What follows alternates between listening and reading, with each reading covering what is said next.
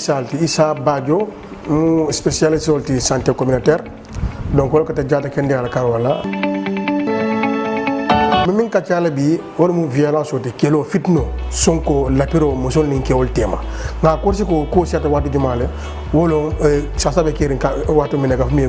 covid 19 parce que mon asabo mon be sir nyon kan mon man ta dula donc ni siyo be nyon kan donc ko do be mon ka mi éviter no am ka éviter no wala mu sonko ti keloti nendiroti o be nyajo be soni ata parce que nyon kan mon ka ta dula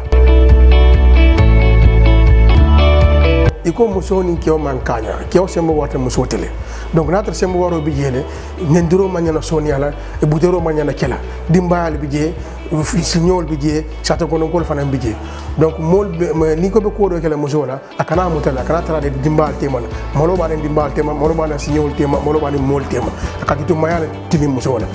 donc wana da ko mo nyantara kew nyantara hinela muso male ka mendi ka maslaha ka nendiro tulaje ka butero fana tuje ko butero ni nendiro ni sonko ni fanko be ngo pe ko be siare ko da fanko non ni dula be jiba dula be bar ko la ko ko be siare jele donc mo wala kana non ko mo ka mol kacandi ka mol mole vraiment ya jibe be ko kala nyame ni be ko la jibe la butero nendiro ani ko dol bi musol ni kewol tema ni aji bi asata ko dala dina sate jamati mbari kewol be dal la ani musol fana